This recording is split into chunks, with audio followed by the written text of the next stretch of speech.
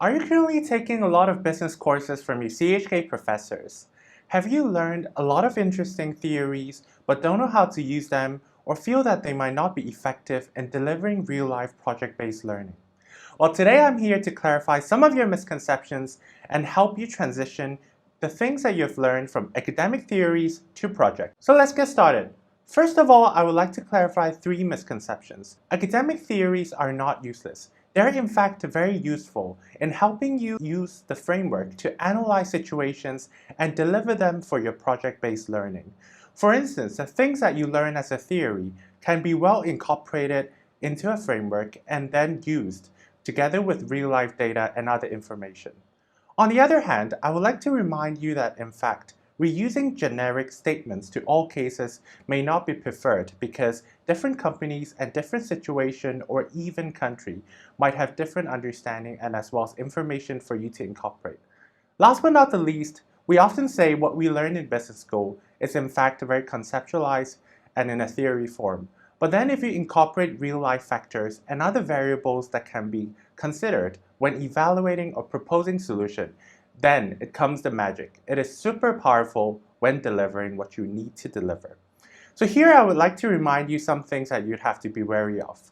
Do not learn academic theories for standardized answers, ignore the power of the conceptualized framework, or even have a very generic solution to all the answers.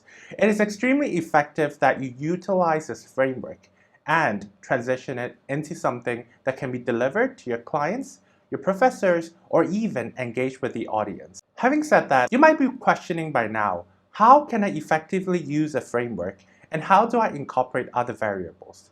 First and foremost, I believe that you would have to analyze a lot of different portfolio and information to ensure that your project is indeed of practicality and at the same time delivering what your clients need to know.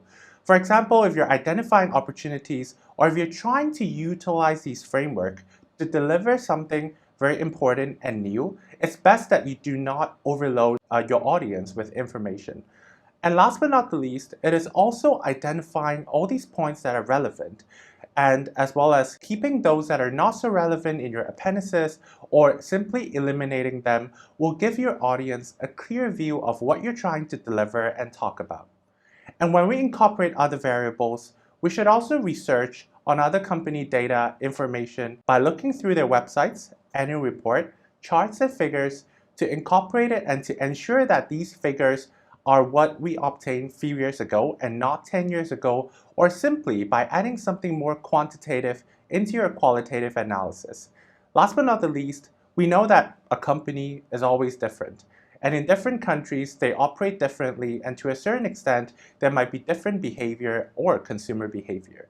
So that is when we also have to take note of industry performances, competitors, to generate insights. Having said that, I will say that it is important that I illustrate with you 2 examples that you probably have already learned from your general management courses.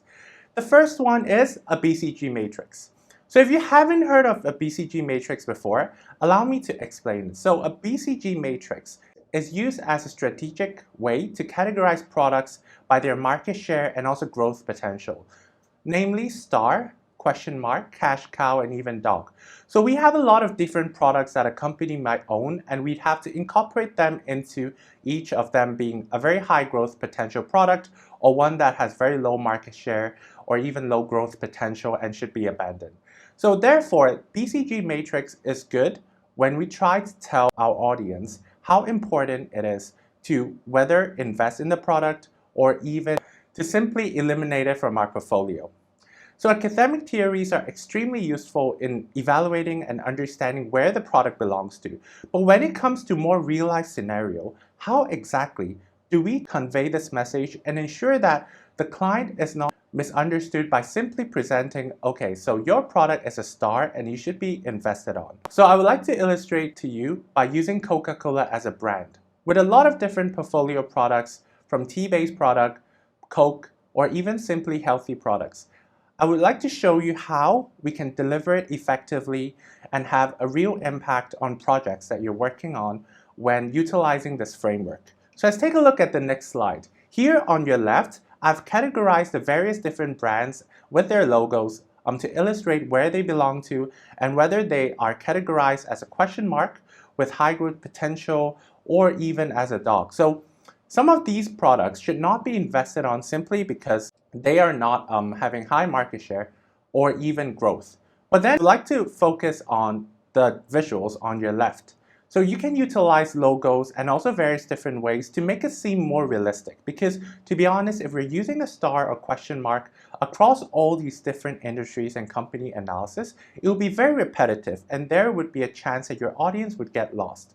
And therefore, we could also provide a general table such as their name, their sales, their segment, their targeted customers to illustrate where they belong to, how they're doing the past 2 or 3 years, and also to be kept in the appendices for further references during the Q&A session or even by simply allowing them to read. Last but not the least, all these numbers and figures complemented with qualitative insight is extremely important because, to be honest, with just having the logos itself, it does not make much sense. Therefore, when you're learning an academic theory, you can first understand the theory, what purposes does it exist for, and incorporate and tailor it into the current scenario, situation, or company. So moving on, I would like to illustrate to you the second framework, that is a SWOT analysis. So I'm pretty sure you've learned it in high school or even the very first few years of your university life. So SWOT analysis is a simple and useful framework that helps you identify a company's strengths, weaknesses, opportunities, and even threats. So when we use a SWOT analysis, if you have noticed from your classmates or even other academic-based journals, you would see a lot of SWOT having a long list of items that are mostly 4 or 5. And to a certain extent, you might be wondering that they're extremely repetitive, such as strong reputation, high profitability, or even some of the opportunities might be expansion. But if we stop for a second and think, how exactly does that convey your message and how exactly is that tailored to your company? So here, I would like to tell you a very important point. Listing out a lot of these different points might be extremely important when you're delivering something academically. But to be honest with you, if your audience is an actual company or you're working on a very specialized project, how exactly will all these points translate to something useful? Because you would be bombarded with a lot of these information. So you would have to selectively identify these points and see which one makes the most sense and cater your message to deliver to your intended audience. So some points cannot be mitigated or even resolved, and therefore it is best that you exclude them and also incorporate something more quantifiable. For example, the example that I used earlier, in regards to the high brand image that the company has, you might want to illustrate how effective or how loyal the customers are to the company, or even whether some of these things are solvable. So here I would like to illustrate and give you some tips. So you can list out 1 to 3 relevant points over 5 to 6 general points that can really convey your message. But most important of all, you should focus on what can be done and what this translates to for your client as well as for the company that you're working for. For example, if you have opportunities for growth, you might want to identify the opportunities for growth and see how the weaknesses can be tackled to put forth your strategy and also identify them. Last but not the least, like I've mentioned several times already, you can feel free to include numbers, figures, and performances to provide insights. The insights generated are not merely qualitative, but they're extremely complementary with both qualitative and quantitative insight to deliver something very important that is not only academic, and you've already transitioned from merely academic theory to something that is more real, practical, and implementable with real-life solutions and information. So moving on, I would like to finalize by saying how real-life projects require more information and details. So in an academic perspective, you would often use something that is very generic or points that might not be very concrete in a sense that you do not include numbers or you do not include other information. So on your left is something that you would do academically, and on your right is something that you can incorporate in your real-life project-based learning. For example, I would choose to say that 31% of tea products represent 75% of the industries. This is super important when we have the numbers so that people can relate to and understand how much percentage of the market share they're owning or how well they're performing in terms of sales, like let's say 100 million.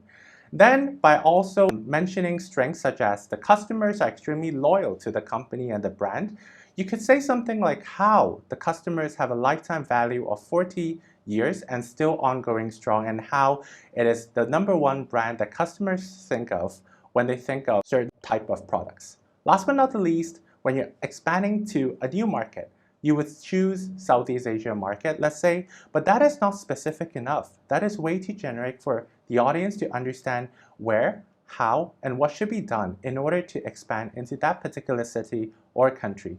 So you would say something more of like partnering with A, B, C companies to expand into, let's say, Thailand as a market because of the opportunities presented, and also the cultural part would be complementary with what product you're selling.